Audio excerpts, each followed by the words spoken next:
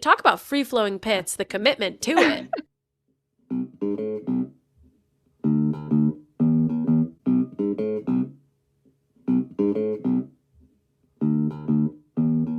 Welcome to Court Captain's Volleyball Podcast, where we talk all things Pro Volleyball Federation. I'm Kelly. I'm Nikki.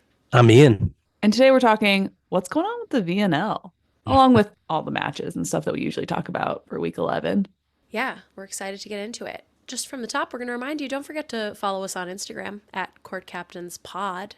Yeah, Kelly's going to do a VNL mini deep dive. Yes, so I will we try. Know what the heck it is. There's quite a bit of information here, so everyone get cozy. Get ready to learn. Yes. All right. So first off, we have talked about FIVB a little bit. It stands for the Fédération Internationale de Volleyball. Nailed it. Nice. Amazing. Or in English, it's the International Volleyball Federation. Hmm. So that is the global governing body of volleyball. So it's the United Nations of volleyball. Yes. And actually, I learned that there is, so we talk about USAV a lot, right? That is our national governing body. There is a continental governing body that I didn't know about. So for North America, it is, well, it's NORCECA, which I believe is, I know. It's like, I've heard them say, I think NORCECA. Yeah, that would be right. Yeah, I've heard that. Basically, each continent has a governing body. So I didn't know that. I learned that. So many rules and regulations. I know. Like, there's so many committees that people could be on. So anyway, FIVB, they host this tournament every year. And it used to be called the World Grand Prix for the Women's League. And again, I'm just going to talk about women's. I'm not going to talk about men's volleyball. If you want to learn about men's volleyball, I'm sure there's other podcasts. There's definitely other podcasts for men's Grand Prix sounds very classy. Agreed. Did people think that it was an F1 race, though? Yeah, it's just a race. I did think that. I was like, why are they referencing in this Wikipedia article the fast race cars? Yeah, it's very interesting. For the men's, it's called World League. It used to be called World League, but FIVB wanted to put everything under the same name, so it's not as a effort to pursue equality. So now they have this yearly tournament called VNL, which stands for the Volleyball Nations League. And now, so some iteration of this has been happening for women since 1993, but the official VNL got its start in 2018 for the first time. Okay. And so there are 16 national teams that compete in this every year. It's around this time, so it's like from May to June, I believe, May to July every year. There's equal prize money for the men's and women's team. Do you love to see it? And this year the finals are hosted in Thailand. Last year it was the US, which blew my mind. I'm like, I've never even heard of this. Now, granted, I had never really watched volleyball before this, so can you blame me? But Nikki, did you have any idea this was Ian? It was in. I can say I did not. Yeah, I did not know this was in Texas. It was hosted in Texas last year. I think I knew that there was some. Okay, so first, I just want to confirm. You play for your country, right? Yes, this is it, yes. So I think I knew there was some way to play for your country in an off-Olympic year. Yes. Right? Like in the 3 years that are not I agree. the I Olympics. was somewhat aware of that. I knew they were doing that. I didn't know it was this organized of a tournament. I thought they were kind of like friendlies. Like when I saw, I think I knew there was something in Arlington, Texas. Yes. Right. I thought it was more exhibition. I think I remember seeing that something happened in Arlington, Texas, and it has happened there before. I feel like maybe I've seen things happen in Omaha before, but I've never been able to discern whether these are friendlies or still just competition. But it sounds like this is a very organized tournament that, no, I didn't know about that. Yeah. So there you go. Yeah. So is it happening this year with the Olympics happening? So it's also this year. Yep. They have the schedule up already, but no teams have their rosters posted, which we can talk about that a little bit later. So specifically for the U.S. team, they have their players, their U.S. national team players, which I assume are the people that are practicing. But it has a little footnote at the bottom that says this doesn't necessarily mean these are the players that will be playing at our random tournaments. Sure. There are other tournaments. There's like Pan Am, something or another. But I think VNL is the top of mind because it's coming up very rapidly and may or may not interfere with PVF, which is very interesting. Okay, so just to get into like how this tournament is, how it's organized. So for volleyball fans, if you want to watch, you'll understand what's going on. So there's 2 phases, the pool phase and the finals. The pool phase is 3 weeks of playing. There's a week break in between each, so it's really 5 weeks total. The 16 teams are divided into 2 groups of 8. Each team will play 12 matches. Each week, each team competes in 4 matches. Yeah. So that's a lot. It is a lot of volleyball. I assume it's best of 5. I actually meant to confirm that and I didn't, but we're just going to say it's best of 5. I think so. Yeah. That would make sense to me. Yeah. And then in the finals, the 8 best teams move directly into quote unquote knockout phase. All that means it's a bracket, like single elimination. Single elimination. Although there is a play for third. They do an extra match to determine third place. So they have like relegation, which we all know about relegation from soccer. Ted Lasso. I was going to ask that, like, how do they pick these 16 countries? Yeah. So at the same time as this tournament's going on, there's another tournament called the Challenger Cup. So that is like the lower level tournament. And basically the top team from that can be advanced up into the VNL tournament for the following year. Just the winner. Just the winner, and then the last place team gets relegated down to the Challenger Cup. And the Challenger Cup, that goes back to what I was talking about with the continental confederations, because each continent gets 1 slot into that tournament, except Europe gets 2, I assume, because they have so many teams. So it's 5 continents. Europe gets 2, so that's actually 6 seats. The host team always gets a seat, so that's 7 teams. And then the 8th team is that relegated VNL team. I don't know. Right. I just thought that was kind of interesting. Yeah, interesting. Yeah. So I think we can assume that the nominated continental team is determined by some sort of process within NORCICA, we're going to say. So that is North America, Central America, and the Caribbean. It's all under one governing body. So they're kind of duking it out to determine who gets that North America slot in that tournament. So yeah, that's pretty much it. So games are starting May 14th. So do we know, is this the same every year, regardless of whether it's an Olympic year? Is the schedule the same of when it starts and when it ends? Well, so it's interesting because so this VNL has only been around since 2018. And it used to be a different format. I'm sure we could glean some information from that, the way it used to be. Although I think it used to, it was still 16 teams, but it was over 5 weeks and you played every week and sounded exhausting, to be honest. But in 2020, they didn't have it because of COVID. So it's kind of new a little bit in its new form. They restructured it. Yeah. Do we know if it's related to the Olympics at all? Like, is it a qualifier for the Olympics ever? Is it connected to that in any way? I heard that it might be a qualifier, but I just didn't know enough about. Yeah, it depends, I guess, on how exactly the Olympics are doing their qualifying. Sometimes they run like specific qualifiers, and sometimes they take like world rankings into account and that type of stuff. So maybe it connects to the world rankings. Yeah, I'm sure. Because it's play against other countries on that national I'm scale. sure that those 16 are probably in regardless. Whether or not the Champions Cup that has like the next 8, I would assume the VNL is usually featuring the 16 best nations that are probably going to be involved in the Olympics regardless.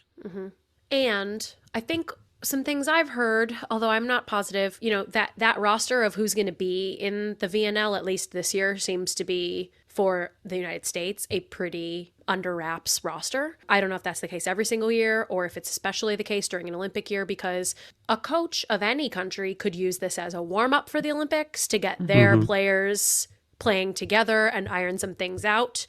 They could do the opposite and not put your planned Olympic roster in for the VNL because you don't want other people to scout you and see what you've got so close to the Olympics. Also, it's like I know it happens in soccer a lot where a lot of the players, right, there's a European tournament this summer for soccer, and they've just had some international games, and a lot of players that are playing in the summer just take off the friendlies because it's a packed schedule. So I'm sure An some of the injury, Olympians are just like, yeah, I'm playing another tournament in a couple months, sit injury this one risk out. before the Hmm. Olympics. Sure. There's Yeah. like a lot of components probably that go into playing and what the coach wants the Yeah. roster to be. Especially like, if the finals in Thailand, it's a lot of travel. It's farther than Mhm. San Diego. Yeah, and Sure. So, each of the different rounds are in a different place too. Like you mhm. can see the schedule now. It's like one pool's in Turkey, another is in Brazil for Yeah, one wow. week. Yeah. Yeah, that's interesting because at least like the World Cup and stuff, they're all coming to one place and Hmm. playing there rather than having to go from Turkey to Thailand. And then it looks like actually one of the pools looks like the third week coming to Arlington in the US road trip. And then also China And can you see, and Kelly, when, Japan and Canada. Yeah, okay, Fascinating. Yeah, what's it's a up? lot. can you see when the US's first scheduled match is? Yes, I can. I also I want to say with all of this, when I first Googled VNL, men's was like the default. Men come up. And I'm just so frustrated by that. The biggest eye roll we've ever seen, listener, coming from Kelly on that. Well, I mean, we see it with basketball. It's like, oh, we have the NBA, but then we have the WNBA. Like, no. Anyway, the women's first game is May 15th. May Okay. 15th. And just to remind when is us the of- championship? Yeah. So the last PVF scheduled regular season game is Sunday, May 12th, with Okay. the first semis on the 15th, then the finals on the 18th. So there's a little bit of overlap there. So there's folks. a conflict. And I think at first I was hearing, oh, VNL is going to make some concessions and some allowances for for women finishing the PVF. Sure.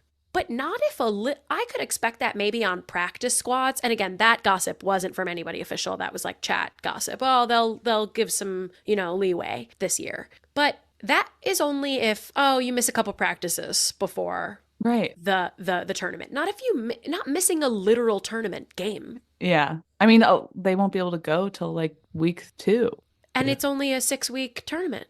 I mean, this blows my mind when I understood a bit more about the true 100% conflict here, because a lot of the pro leagues in other countries are just starting their playoffs now, or they're done altogether by early April. That's why we're starting to see some players in the Italian leagues and in the Chinese leagues commit to the PVF to play the rest of the season. Mm-hmm. There's some conversation. I mean, I would assume from the PVF, like the one thing when you're starting a new league that you don't want is to go up against football in America. Yeah. Sure. Yeah, Cannot definitely. Yeah. Play in the fall. Yeah. And in the context of fitting women's sports into what the United States believes are the seasons for the sports. You've got football in the fall, you've got basketball in the winter, you've got March Madness in March, then you switch to hockey and baseball in the summer. Like, I'm sure that it's difficult to have conversations with executives and TV stations and all of this in the arenas to fit and the arenas to fit women's volleyball into that pre-assigned structure that all of these other groups are assuming that's where eyeballs are. Especially in the first year when you don't have numbers to throw at anybody about, or guarantees about who's going to be watching or whatever. But, Sure.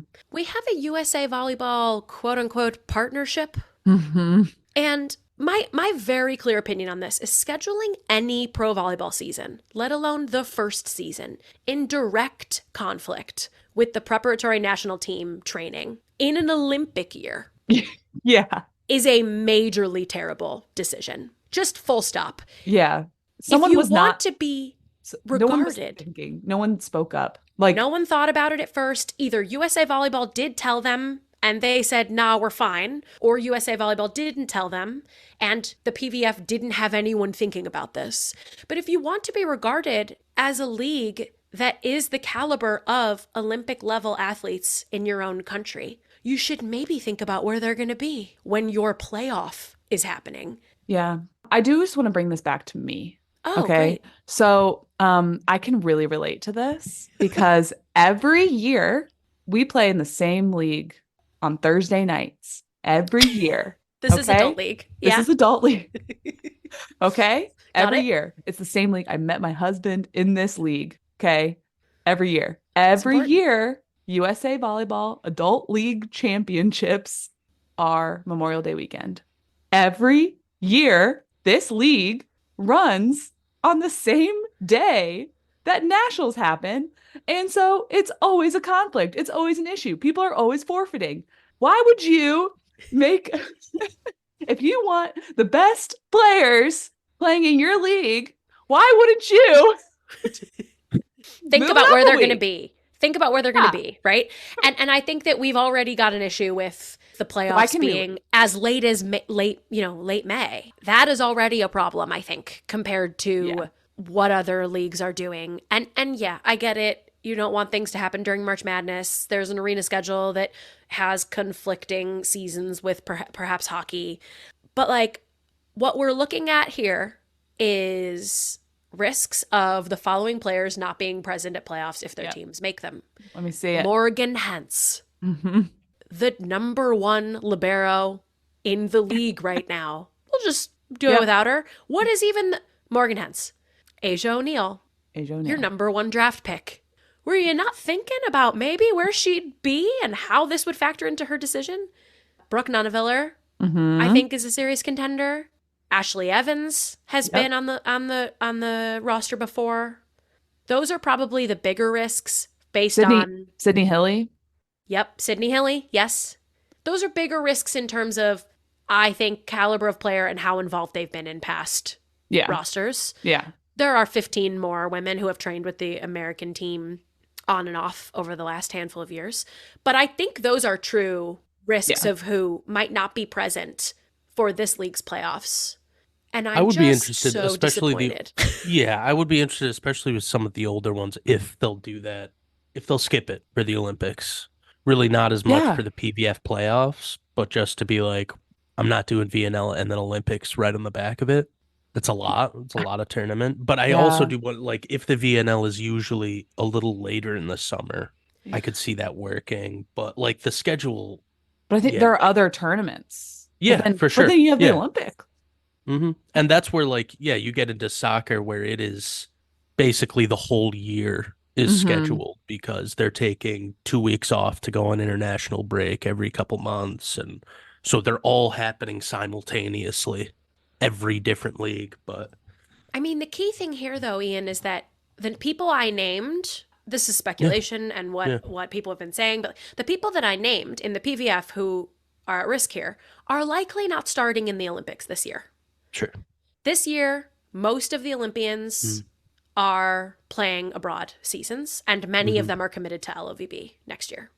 So interesting. If the head coach, Karch, everyone, he's a first name basis guy, Karch. His name is Karch? His name is Karch, the coach?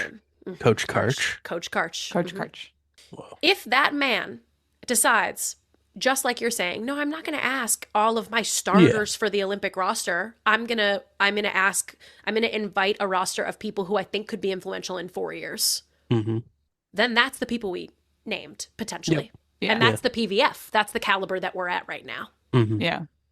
If he decides, oh no, instead I'm going to pick 3 women that I think are in the main, are definitely on the roster, and then maybe just a few cusp people that I want to see how they play together. There's a lot of different ways that roster can be put together, and I don't know enough about the VNL in the past and what Karch has done in the past to predict what that strategy is going to be. But it just comes down to, ultimately, why is the PVF not thinking about this? And maybe they've already said, there's a podcast out there that I've been meaning to listen to where I think Jen Spiker does acknowledge it. And I got to go listen to it and find out if it's possible that they said, we won't do this again. Yeah. We're learning. Sure. Yeah. It just feels like maybe something, it's not like getting your medical teams figured out. Oh, we're figuring it out as a first year. It's the key players playing in your fucking playoffs. I mean, it blows my mind. I don't know if it's self-interest. And of course they'll want to play for us because we're the best and we're real. Or if it's those 2 founders who were arena football guys who just didn't have the context of volleyball specifically. Yeah. this happens sometimes, like the playoffs for the NHL overlap with the World Hockey Championships a lot, Mm. but the NHL and the Stanley Cup has been around a long time, and players that make it deep in those playoffs will stay with their team to play in the playoffs of the Stanley Cup final and then go late to their World Championship team. The PVF doesn't quite have like that cachet yet. Sure. Where these players are like, I'll show up late. I'll show up a month late to this tournament just because I want to see how the playoffs go. And like you said, if it's starting on the 15th, I'm sure their camp is starting, next week. 10 days earlier than that. Yeah, at least, yeah. At a least. week earlier than that. Fully. So yeah, that's a decent sized overlap of time. So definitely be interesting to see Pretty wild. who leaves. We'll keep our eyes out. Yeah. Could be some bad news coming down.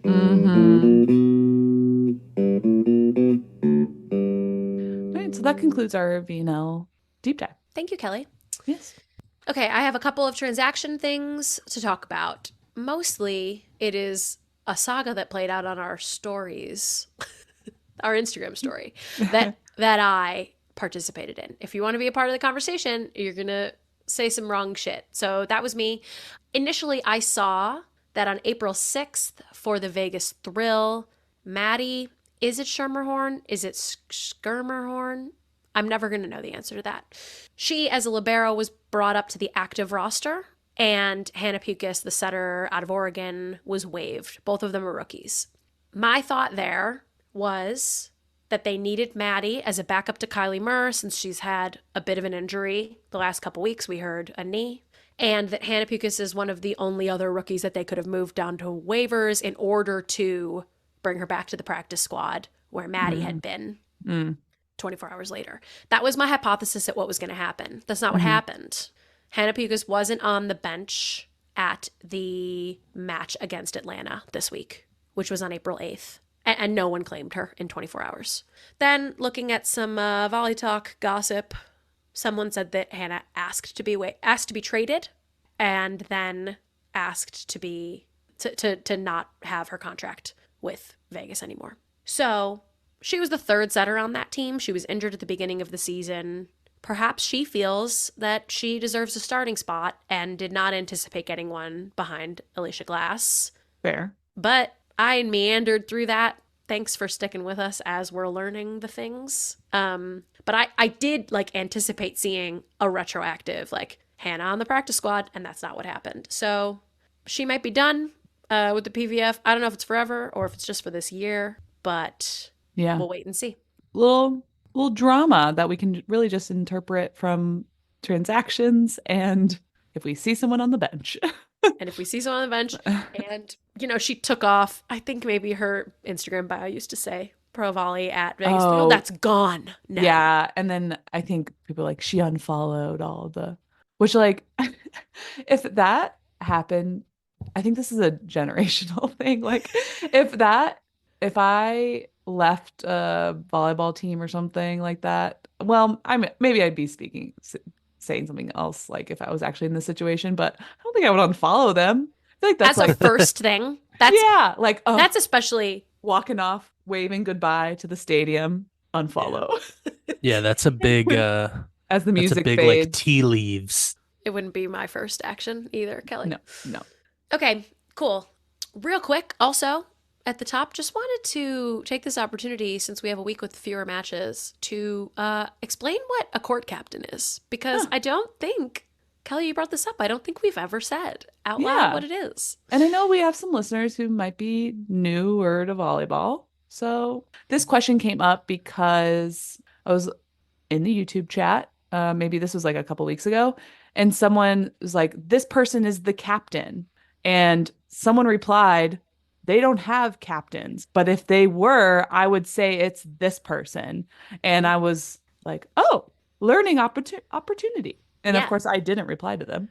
I was like, we're going to talk about it on the podcast. Totally. So, yes. Yeah. Here we are. I think that the closest thing in other sports you can compare it to is probably captain and alternate in the NHL and hockey. Mm-hmm. The idea specifically with a court captain is that person on the floor who is allowed to talk to a ref if they need to, allowed to, is usually called up to do a coin toss at the beginning of a game or for a fifth set to determine who gets serve, those kinds of things. That's at least, I don't know if that's a PVF thing that a court captain does, but in high school and college, Yeah, the I'm court sure. captain is someone who's going to interact with refs in a variety of ways. Well, actually, okay, wait, sorry. I just got like hit with a memory. Is that the captain of your team is not necessarily your court captain. That's right. Yeah. I will say though, I would assume with how subbing works with like international volleyball in general, it probably most likely is. It can be, but the key is that the court captain really should be on the court The as entire close time. to 100% of the match as you can. So I've definitely noticed, like, Brooke Nuneviller tends to be the court captain for Omaha. Leah Edmond tends to be the court captain for Atlanta, Megan with a Courtney. lot of conversation from Megan Hentz, but I don't think a libero is typically a court captain because they go off to serve. Yeah. And Yeah. when the server comes. So it really is ideally supposed to be someone who's in there for 6 rotations and is able to speak with refs when they need to, and is able to go between talking to the coach and talking to the ref to communicate as that. Because like the coaches aren't really supposed to talk to the refs directly either. Right. Which we actually kind of see it a lot.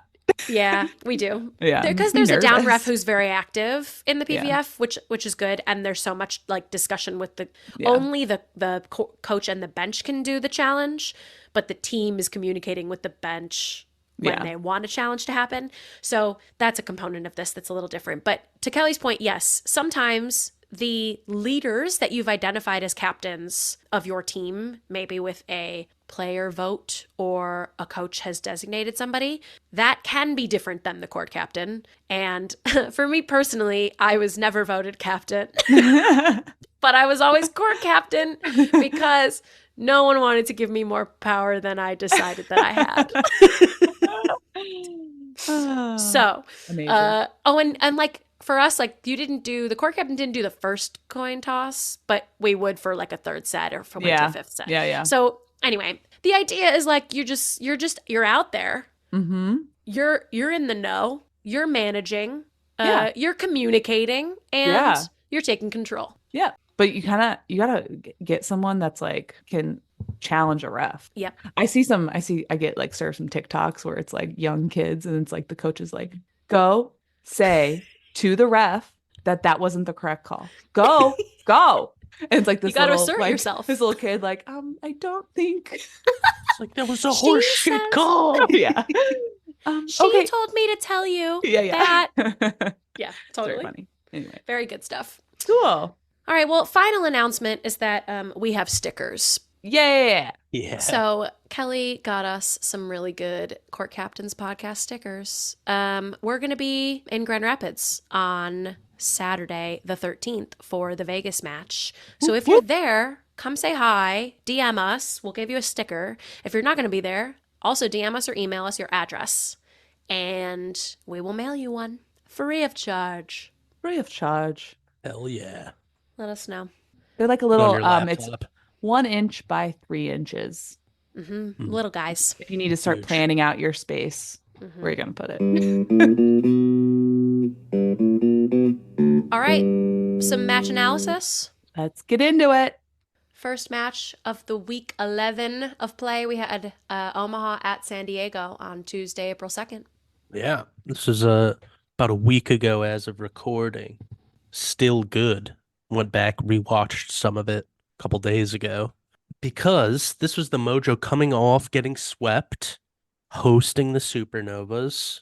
They dropped the first set and then they turned it around. They took it in 4. So they lost the first set 20-25. They won the second 25-21, the third 25-23, and then finished it off 25-22, overcoming a pretty huge Betty De La Cruz day, hitting 418 with 26 kills. Betty. So half of the Supernovas kills for the day. Couldn't quite get him over the line. Mm-hmm. She was unbelievable. Betty was. Yeah. I felt at the beginning like San Diego did not really perform early on, because I wrote, like, I cannot figure out what's wrong with San Diego. Yeah. It takes them a little bit to get started. It does take them a while to get in a groove. We've been seeing that with a lot of these teams, though. Yeah. And, like, they did get in a groove, obviously. Mm-hmm. And the second set was close, like the whole time, point for point. And so Yeah, that first that set was specifically was like a ton of runs from each. I think Omaha had an 8-0 run in there, and the Mojo had like a 5-0, a couple 4-0s. Brooke was taken out in the third. Whoa. That was surprising to me. I mean, if you like, Omaha was just not hitting well at all. But I mean, if you compare hitting efficiency, both teams hit the same. But when you only have one player hitting well and everyone else is under 200, yeah, what are you going to do? What are you going to do? We've talked Brooke about was Especially hitting- at the end of those sets where they just know where it's going. They can't execute. Yeah. I thought Kendra Dahlke on San Diego was doing a great job. Agree. She's really like stepped in mid-season and made some noise for sure. She had 17 kills on the match, hit 330. I think she came in the second. I would say I'm really taken by how quickly Mojo actually made changes. Effective ones. Like, yeah. Not just like change it up, but also like coming in and making a difference right away. Yeah, we really don't see that too often. So that's interesting. Yeah, I like it. I believe Hannah Tapp is sick. I thought I heard that. Okay. Or maybe not. I don't know. I'm just loving Temmie on the right side. Yeah. Oh my gosh. She got set. She had 71 attempts in this game. Wild. Which is unbelievable. Wild. She had 22 kills and hit 150. I mean, 150 isn't amazing, but 71 attempts? Oh my God. My arm's going to fall off. Just totally seeing that number. She hits so great from back row too. Her Bix in the middle. She like broad jumps all the way to the net, which is like how it should be. It's like so good. Oh, great. Hanif Park, the San Diego coach, did I'm now like, it's a dub sub. It's a double substitution. It's a dub sub. Yeah. That's the phraseology that we're going to use. And we're seeing that kind of commonly as like a way to switch things up really on the right side and with the setter.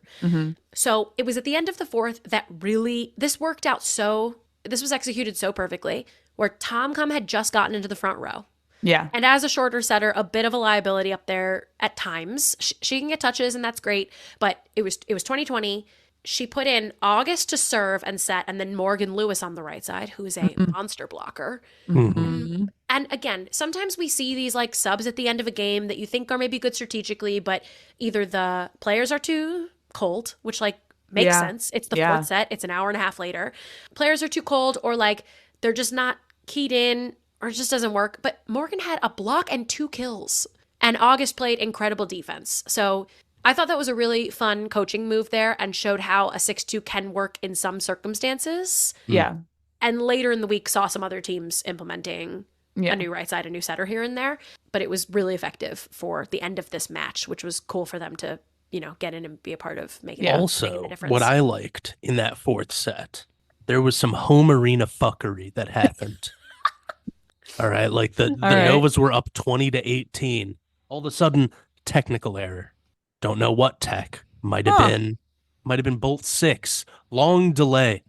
Mojo come out of the delay, go on a 7-2 run, win the set, win the match. Interesting. Convenient technical errors is what I'm saying here. Like maybe, I mean, you're not wrong. The organist, he was messing around up there in the booth. He was pulling chords out to try and slow it down for them. But it worked. They turned it around. At the end of the third set too, they were, I think, down 23-22. They won 3 in a row to take that. They were good in the close sets in a way they haven't really been recently. So yeah, and they've created a conspiracy theorist in Ian.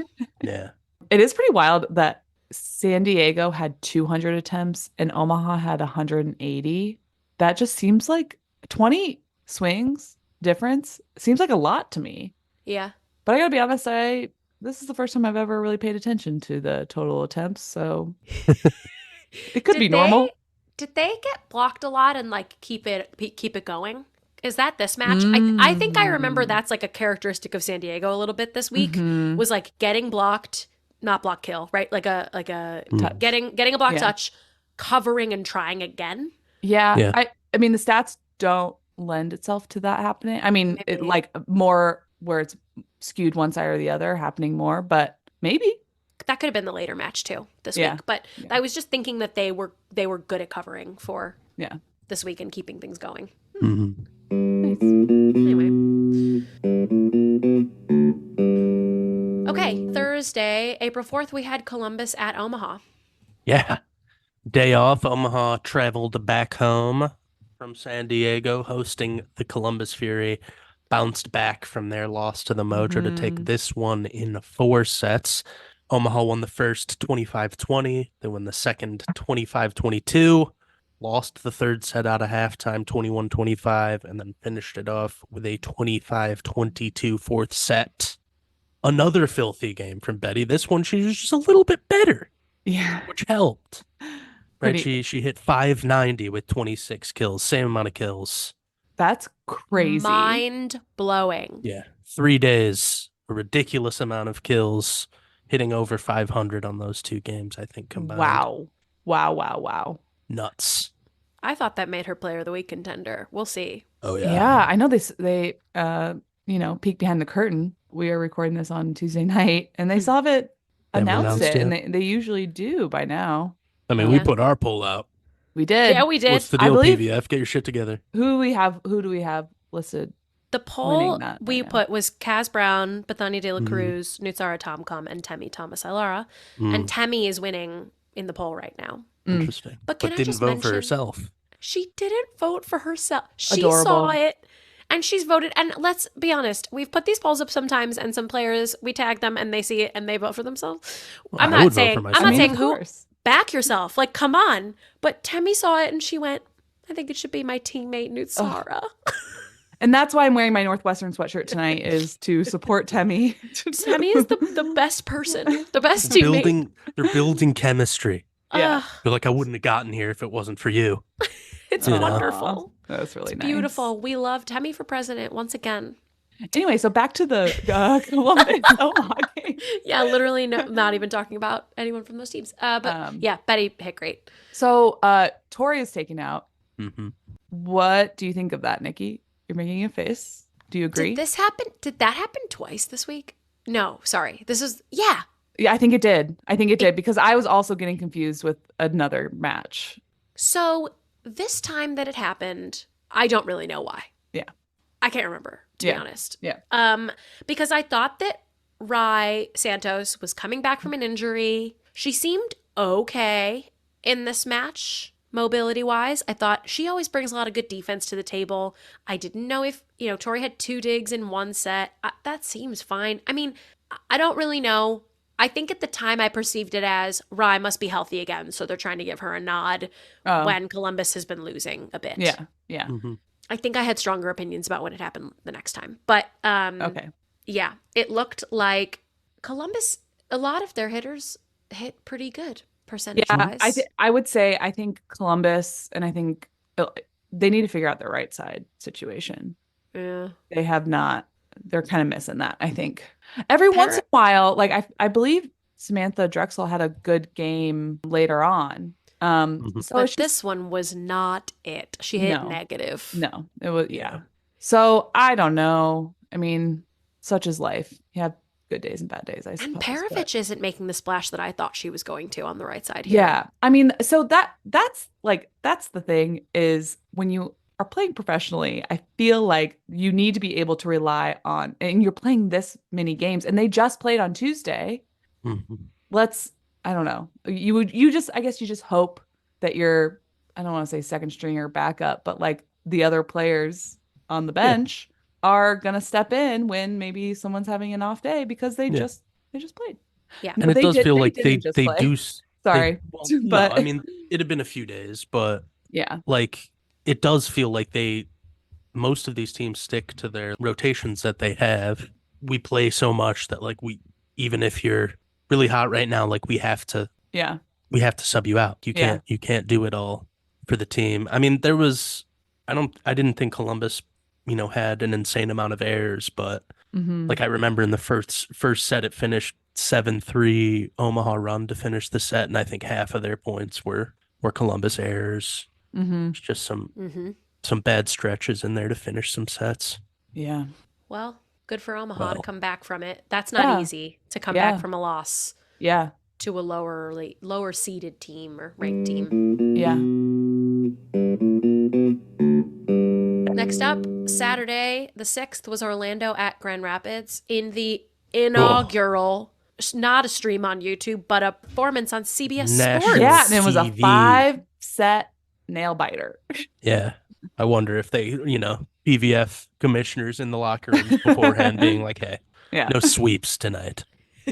Let's play well. I mean, the scores were very all over the place. Another conspiracy. Yeah. They made sure it was 5 sets. The script writers, PVF script writers. I mean, Orlando, if they're trying to get me to watch more games, they would not make it 5 sets. not the 5. You're like, hey, it's gonna be a sweep. Tune in. It'll be a quick one for you. So Orlando presages our trip to Grand Rapids by traveling to Grand Rapids on Saturday. They took it in 5 in the national television debut of the PVF. They won the first set 25-18. Looked like, oh no, this is going to be bad for CBS. But then the Rise came out. They won 25-21 in the second set. Orlando won 25-21 in the third. And then the Rise won the fourth, 25-19. Orlando took the day in the 5th set tiebreaker, 15-9. Wow. Gotta say, couldn't get CBS Sports to work. Oh no. Couldn't watch it. I don't think Paramount Plus did this Correct. game. I had to download the CBS Sports app. I don't have cable. I tried using my brother's cable. Apparently he doesn't have CBS Sports. It was a whole thing. Damn. My parents YouTube TV came in clutch for me. Yeah, I don't have that. Ugh. Yeah. So, it looks like it was a great game. Yeah. I'm excited to hear about the jerseys. Oh, yeah. So, once again, the Grand Rapids Rise wore their beautiful long sleeve bright red jerseys. And I noticed once again that Ashley Evans was wearing a no sleeve. And I was chatting with the chat about this. And someone said, oh, no, I wasn't. I wasn't chatting with the chat. There was no chat. No, you were. Someone messaged on Discord? Someone messaged us on Instagram about it. Oh my gosh. But I was on Discord, and I love Discord for the CBS sports games, so just shout out to that. Anyway, so okay, somewhere, somehow, maybe it was a DM, I saw that someone called attention and they said, Ashley Evans just ripped the jersey or like cut it. Yeah. Because it is In not a an official LeBron-esque. jersey. It is just the sleeves are ripped off. Yeah. Which is so kooky to me. I Wild. can't understand. She just really talk about free-flowing pits, the commitment to it. Yeah. It does feel like we've talked about it previously, and maybe it didn't make it into the episode. Nike for the NBA does these like t-shirt jerseys now sometimes where it's like form-fitting on like down halfway down the shoulder. And there's a famous shot of LeBron just ripping them off. Yeah. Because he was pissed because he wasn't shooting well. I need to be free. Yeah, and it's just like, I'm sure if he was shooting well that night, who knows if the jersey came into it. Is the same as like keeping your hair the same when you're playing well. He was not playing well, so he ripped the sleeves off. But I'm sure if you've played volleyball for all those years without a long sleeve jersey on. Well, and the difference a little bit is that in the NBA, I feel like sleeveless is the norm so by and large. But in volleyball, we've been operating with all different sleeve lengths for many, many decades of the norm changing. So she just really must have a preference. It's funny to me. Can we get the team to really just like make her a short sleeve jersey? Right. Can they just Get like the put a tailor nice to do it? seam on there? Like what? Someone get this girl a not jagged sleeve edge. Looks like she's hulked out. It's pretty wild. I just of the fucking sleeves. I want to know what the conversation was with the coach or whoever. I don't know. Did she ask permission or did she ask forgiveness? Yeah. She's like, listen, I'm not playing with the sleeves. Oh my gosh, wild. Just not happy. So that was stuff. really The saga continues. I also noticed this game made me notice sometimes like how short most of the points are in the league. There's some marathon points in the middle of this game. We're getting the ball over 5 times. On the Orlando side, we saw Abby Hansen instead of MK White in the middle. And we also saw, I think, Carly Scott on the outside instead of Jill Gill. Yes. But then Jill Gill, not to spoil it, not to bury the lead, but Jill Gill came in the 5th set and had 4 huge kills on tentatives. Was like spraying, was getting the top of the blocker's hands. I mean, had 4 kills in a 15-point game. Yeah. Like, that's just, she really came off the bench so hot. I was very impressed. She was fired up. She seems like the type of person that, I mean, she just brings great energy to the matches. And I love, coming off the bench and being able to bring that is amazing. Kaz Brown had a day. She hit 500, 13 kills. I thought Abby Hansen also hit 500 on fewer attempts, but had 7 kills. I thought she did a good job sticking with the Grand Rapids middles, but still getting a good block up on the pins when she needed to. That's something I've seen is a bit of the hardest part about liability. being a middle. It's the hardest part about being a middle is knowing how long to stick on. And we've talked about how Grand Rapids doesn't run their middles as much. So maybe that makes it easier. But I've definitely seen one-on-one opportunities between pin hitter and pin blocker because the middle's stuck or the middle's a little late. And I thought Abby Hansen did a really good job with it. Shina's Also, defense was amazing. Yeah.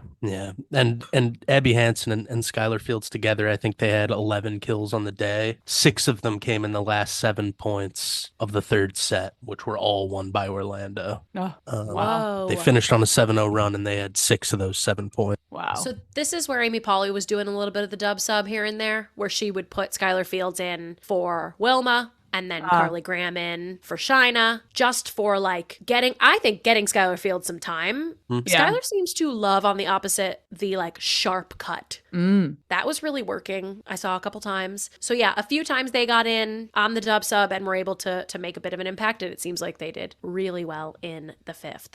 Amazing. But Orlando's hitting really fell apart in the 4th, I think. They hit 160 in the 4th and amazing in all the rest. So It finished at 310. So yeah, that was the outlier, but to come back in the 5th after that, though, is a very good deal. I'm so happy to see Orlando rising in the standings.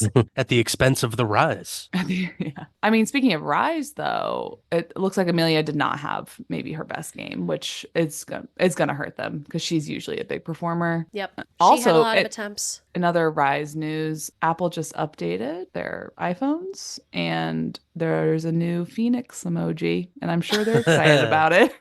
Nice. That's perfect for them. Someone alert their social media team. I hope they know. We'll let them know when we go to the game. Yeah, totally. I have to say, I didn't check these stats until just now, but Claire Chaussee hit 340. Amazing. Yeah. Shannon Scully hit 260, which isn't too bad. But those two and Amelia got so many attempts. They really. Yeah. Where they go. I mean, Marin does get attempts. Not this day. Right. I'm just saying some. Yeah. No, non-zero amount. And they switched to Alyssa Jensen for Kayla Caffey halfway through. I don't know. That one's confusing. Like we have talked about, right? Teams that have these other options they can go to, whether they're people on the bench or people that are regularly playing anyway. But if you're on the Rise and Dimitrova's not hitting as well as she has, like, what do you guys? What is your theory on that? Do you keep feeding them until they push through and start scoring some points, or do you just go away from them? Because like she is such a huge part of their offense. It feels like they just keep being. They're just like, we have to keep feeding her until it happens, until it comes back around. Yeah, I don't know. I would say obviously, so she got blocked 6 times. So there's something happening there with either the block is reading the setter really well, or just reading where they're gonna go really well, or Amelia is she's not doing the right shots. She's not getting around the block. And so I don't know. I would hope that they continue to go to her until she's like the shots just aren't working and she kind of can't get it together, I guess. I don't know. Until the errors are increased, I would say. Yeah, and then when a new set starts, you hope that they have the conversation. Someone starting says to from her, zero again. Yeah. Right. Someone says to her, hey, it looks like they're kind of camped out on you. Try doing XYZ. Try going to the deep corner. You need to hit higher hands, blah, blah, blah. She's proven also she's a veteran. Like she's proven that she can make those adjustments. I like staying confident in her. I don't feel like, I mean, she was trying things and it wasn't getting it done this time. I think it is what it is. And it was still a close game, obviously. Like they weren't getting blown out or anything. So definitely. Yeah. I mean, I'm sure Orlando's scouting report, it's Amelia and Claire. That's all they're really focused on. So they know that that's who they're going to go to. And it just looked like they were covering Amelia more than they were Claire. And here we are. Totally. Because Claire got blocked 4 times. Oh, yeah. You know, so anyway. On Sunday, April 7th, we had Columbus at San Diego. Yeah. Mojo. Stay climbing the standings. Mojo. They stay hot. They do the same thing again, drop the first set and then turn it around and take three in a row. They hosted Columbus in this game, brought them to San Diego, lost the first set 23-25, came out hot in the second one at 25-19, and then two close sets. They won the third 25-22 and finished it off 25-23 to win it in four. I am liking Allison Bastianelli as the middle blocker too. I like her a lot. Her block touch is incredible. She really, really reaches. And also her hair is so glassy and slicked back. If we want to talk about a hairstyle on the opposite end of Paige Briggs, I couldn't find two more opposite hairstyles. I was in the chat on this match, and they ask, "Oh, who is it from Court Captains?" I'm like, "It's Kelly," and they go, "Oh, you gonna make some comments about her hair?" I'm like, "Well, I'm gonna shut the fuck up." That's your bit now. I don't want to be that. So nice. No, it's okay. I mean, if we got to keep doing the Amy Polly bit for me, then you got to get the hair bit. Yeah, all right. I feel like I do need to confirm too. The Amy Polly bit is just that one time Amy Polly sat Adora, and now Ian it's over. Feels it's like over he feels a feud. Burn the bridge. One time she sat Adora. Gosh. So that's really it's fun. too much. Yeah. San Diego's passing got really good, and they played the first set really well too. I mean, they just slipped at the end. Courtney Lush and Asia were really, really killing it at the end of the first set. But I thought that from there, and also kind of the whole week, I feel like Columbus had been passing and digging too tight. Like that kept happening a lot. And so that's part of why I thought maybe the blame was being put on Tori Stringer, but it all looked too tight to me. Yeah, interesting. Well, we had a new libero in there. Yeah, Ortiz came in. Yeah, who usually comes in just as a serving specialist, which is interesting. We just haven't seen a lot of libero changes until they're absolutely necessary. So it makes me wonder if something happened to Belleria. I mean, but Leon was passing great. Yeah. And I didn't know if she wasn't. I mean, she didn't get any digs while she was in. Maybe she was missing some stuff there, or it was injury. But yeah, I was a little surprised by that. Yeah, same. Holy Tom-com defense. Yeah. Oh my gosh. It was like she was everywhere. Yeah. And all the collapse digs too. It's pretty amazing. Yeah. Pretty amazing. Papa got the start, I think. Right. And then. Yeah. And it looked like she was playing really well. I don't think her stats really reflect that. So I thought something different. I wasn't that impressed with her defense in particular. But I actually think that she is a bit of she's a bit of a burn bright either way player. Yes. She'll do the best thing you've seen, and then I'm like, what are you doing there? So she maybe is just oscillating a lot, but I remembered being I'm not that impressed. And then a game later I thought she did fine. Yeah. Another good game from Kendra Dalkey as well.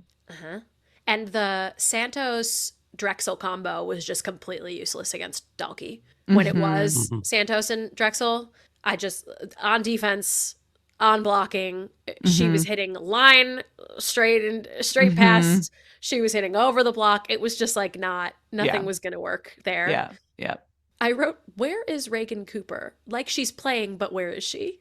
I mean, we've had that with a few players now, I think, where they will have just a white hot 2 weeks. And right now, I think De La Cruz is in the middle of her filthy week, but it hasn't been consistently that the whole season. Yeah.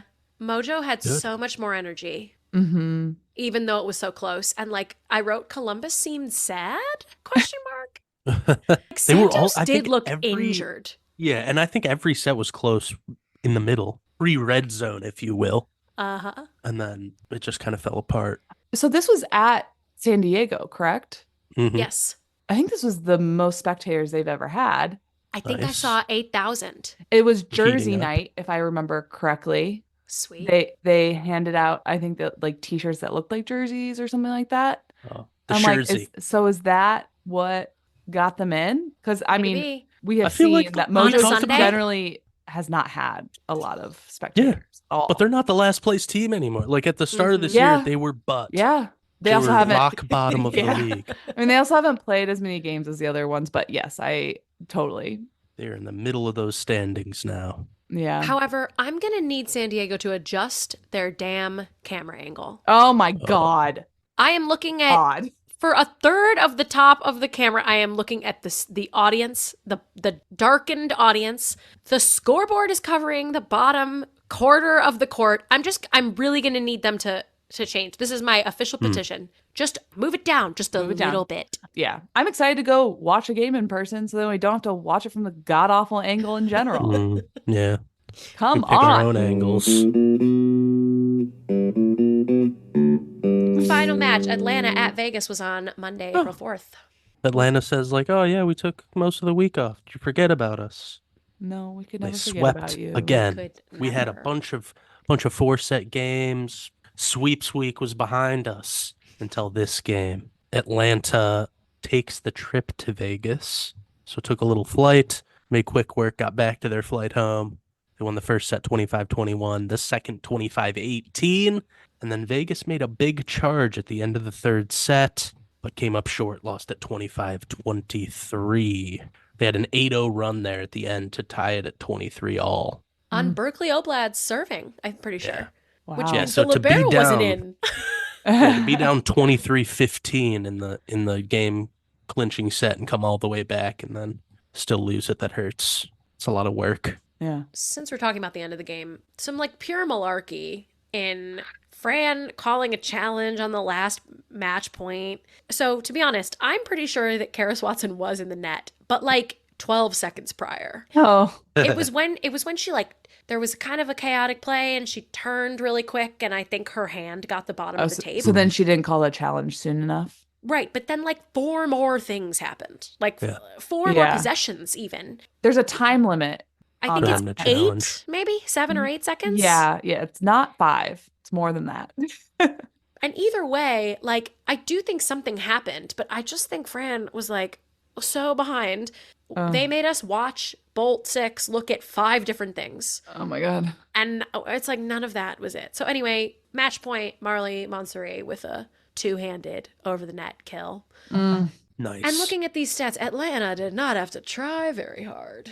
Yeah, until that third set when all of a sudden it was tied at the end. Mm-hmm. They had to, get it back together. There wasn't That a- was like hitting Yeah. air, Yeah. hitting deep, someone hit the net. It was just like Mhm. so many different errors strung together. Oh, Magdalena hit great. yeah. Mm. This is, I think, 28 kills. I do believe this is the lowest hitting percentage we've seen out of Anna Lazareva. Still amazing. Yeah. Still great. No, Good 200 job. still pretty good, but you're right. She wasn't as was strong not- here, but they got the middles so on board. Yeah. I was say it doesn't seem like they set her as much as they usually do because they were setting.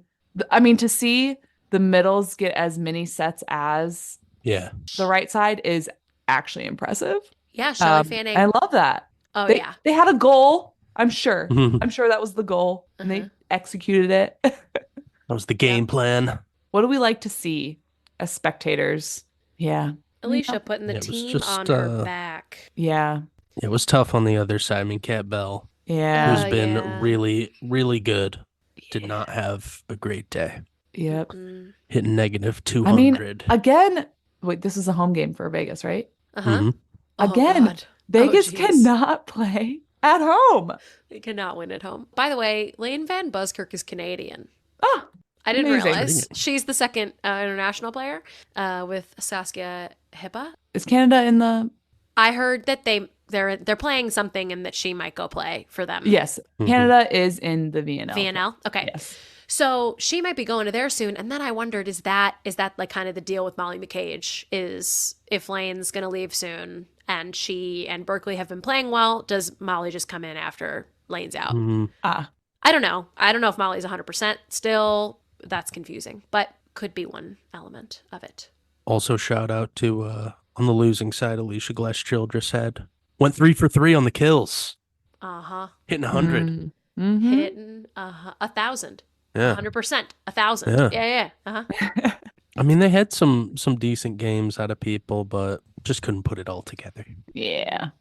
All right. Well, a very solid week 11. Yeah. For week 12, we've got Atlanta at San Diego on the 10th, Grand Rapids at Orlando on the 11th, San Diego at Columbus on the 12th. Vegas at Grand Rapids on the 13th. Omaha and Atlanta on the 13th also. Sweet. And San Seen Diego it at live. Orlando on the 14th. So a 6-match week, pretty action-packed for you. Yeah, we'll have to see what next week's episode might be a little different since it'll have Yeah. Who knows what we're going to be doing? who knows. We don't know. Quick standings update before we yeah. go. Yeah.